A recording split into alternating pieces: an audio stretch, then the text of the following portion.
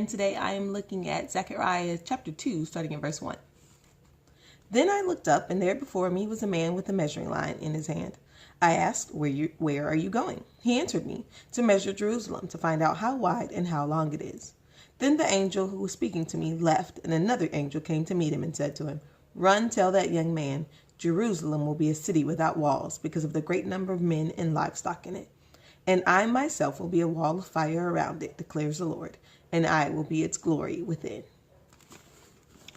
In this scripture, we have an angel who is going to measure the city of God's people just to see how big it is so he can find out where to put the boundaries on it. And another angel comes up and goes, actually, don't even worry about doing that. There's going to be so many people there, and it's going to be brimming with so much prosperity. There won't be any walls. So you don't actually need boundaries because there's going to be so much blessing there. And then God comes in and says, I'm going to be their walls. I'm going to be the glory and the power that's inside of it. This, when you read it, sounds like an amazing scripture because you're like, yes, we're going to have so much stuff that God has to be our protector and we don't need anything. But truthfully, when we think about being without walls, that actually doesn't sound that awesome. To live as a city without walls, to be a person without defense mechanisms or having those walls up that we use to protect ourselves actually sounds like a scary place. We like those walls. They keep us comfortable. But God says, actually, having no walls is where blessing actually is.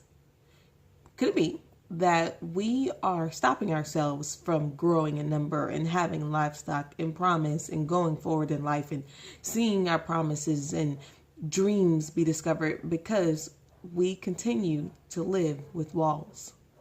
Because we are choosing to keep the comfortable places in our lives. We're choosing to keep people out that make us nervous, or we're choosing to not hope or dream again or not want to go farther because the walls make us feel safe.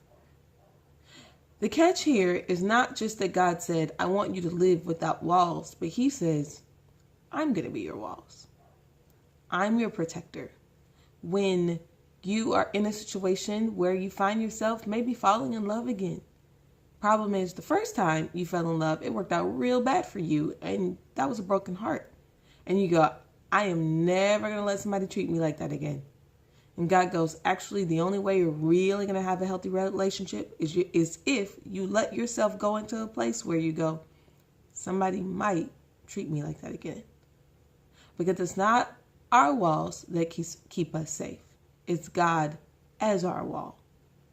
You might find yourself in a situation that just looks like there is no end to it. You cannot get out, and it's going to be like this forever. And God goes, you got to let me be your walls. There are a lot of times in life where we just want to go, I'm good. I'm safe here. I want to be the half tribe of Manasseh. I want to stay on this side because I'm tired. But God goes, if you're really, really, really going to get that dream and those promises and do all those things that you said you wanted to do, you got to let me be your walls. And it's not even just the fact that you let go of the walls, but he said, I'm going to be the glory within. My presence is going to be there. My purpose is going to be there. I'm going to be there. God's not just going, let down your walls, see what happens, good luck. But he's going, I'm going to protect you, and I'm going to be there every step of the way.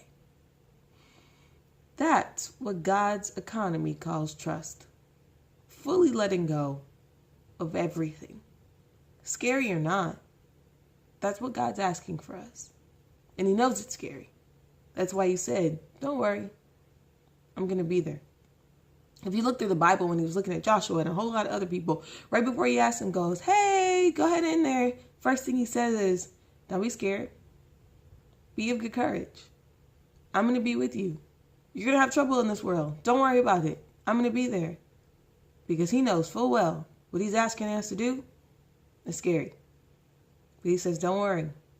I'm your walls. I'm going to be there. I promise. Love you.